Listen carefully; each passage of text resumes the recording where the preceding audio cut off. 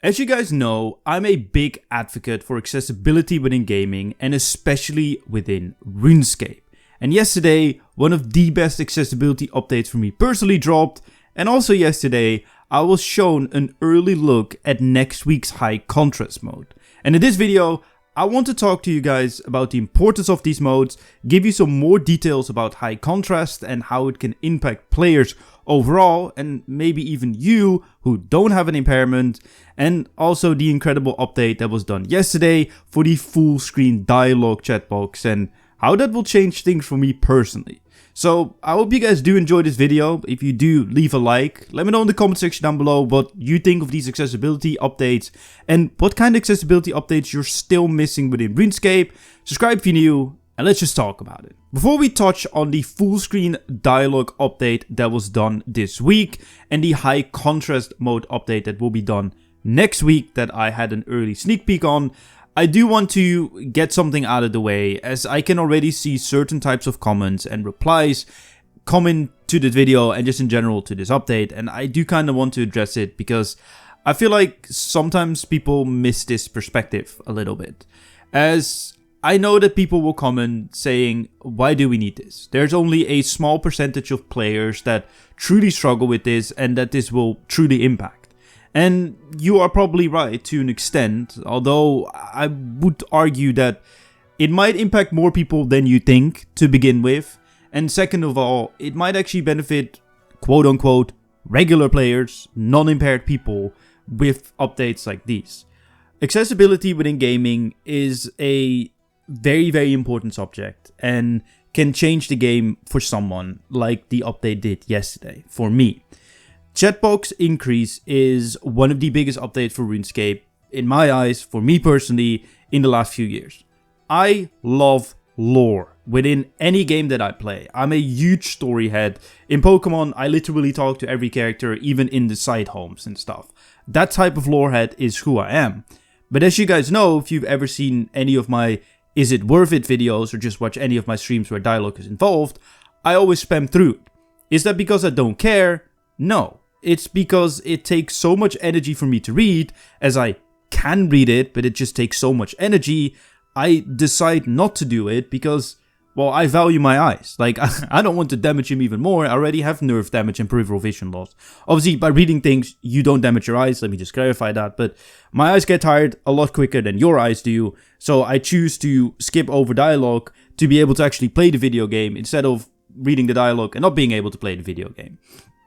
And I've been speaking on having this to be increased for a very long time, behind the scenes with RuneScape, but also in my videos, because I think it's incredibly important. And it takes away an aspect of the game, for me personally, by not being able to read the dialogue.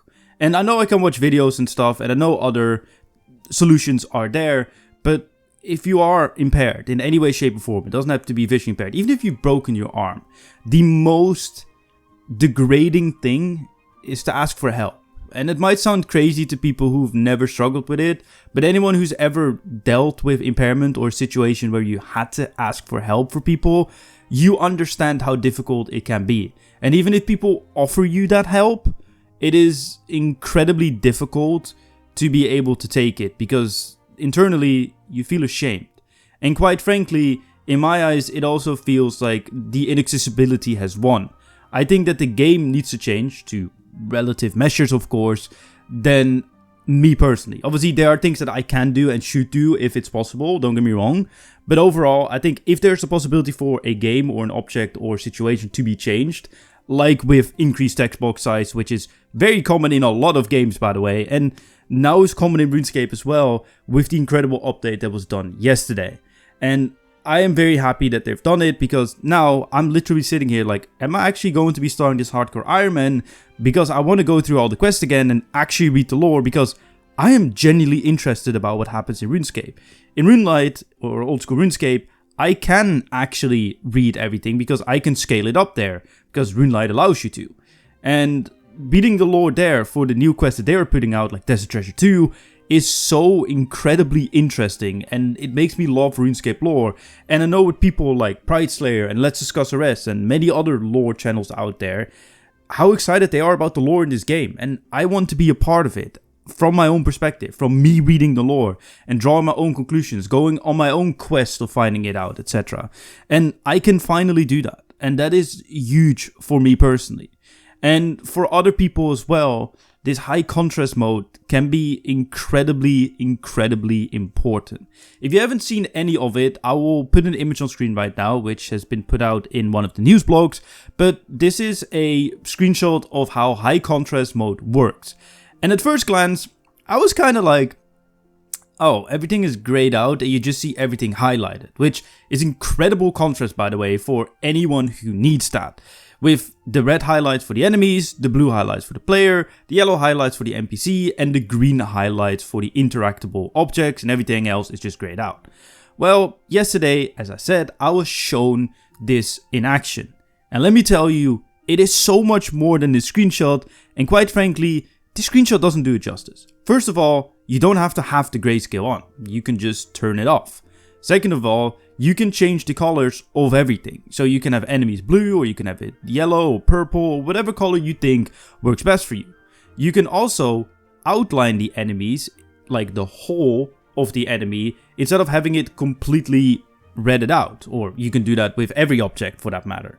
And also, if you only want enemies to be highlighted, for example, like I would love to in boss fights where there are minions, which would really help me, like at Araxor or even at Vorkav, you can turn off all the other options and just have enemy highlights on.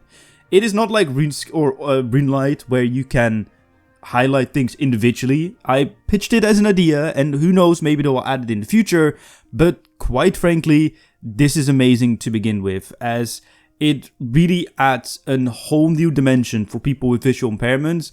And I even think for people who just struggle to see minions at a boss fight that is very busy, like Vorkav.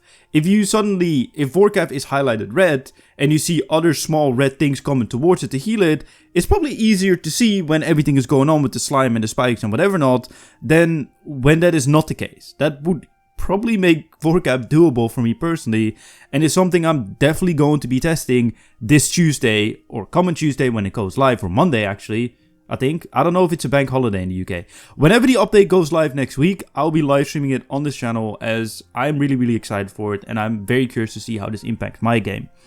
And to just kind of give you an idea on how this will impact people's game, yesterday also RSBandB, which I will link in the description down below, a YouTube duo that was also invited to this playtest. And one of them struggles with visual impairments as well, and seeing his reaction to this update was incredible.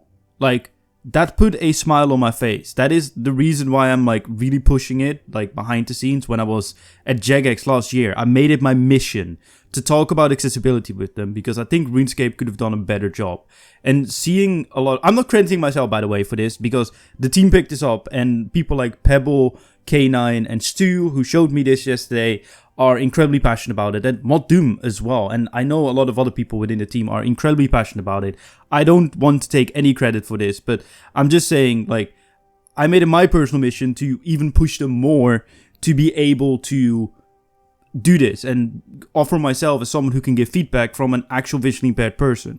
And seeing someone like RSBandB be so incredibly happy about an update like this done to the game, where literally they were already talking about, oh, now I can do this in the game, now I can do this in the game. Like, it just opens up a whole new realm for someone to play this game.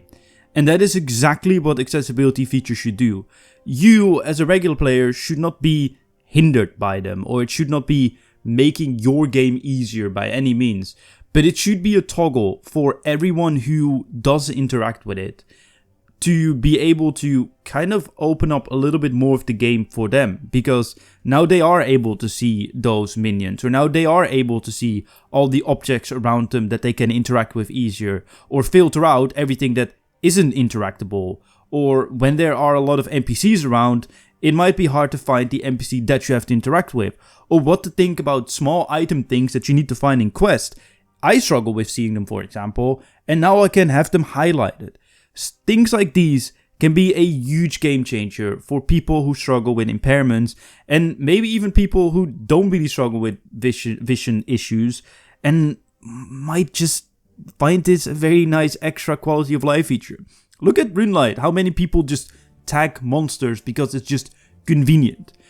Sure, you can't tag things individually with this, but just having everything tagged in certain situations is not the worst thing either, as I said, like bosses that have minions. So yeah, this might be one of the most impactful updates and important updates in RuneScape this year. But let me know in the comment section down below what you think of this. We'll make an entire video again on this next week, detailing it a lot more, showcasing it, and really shining some proper light on it, and obviously streaming it as well on this channel and also my Twitch channel, whichever you prefer watching live streams on. Subscribe if you're new, and my name's Chevalric. See you guys in my next video.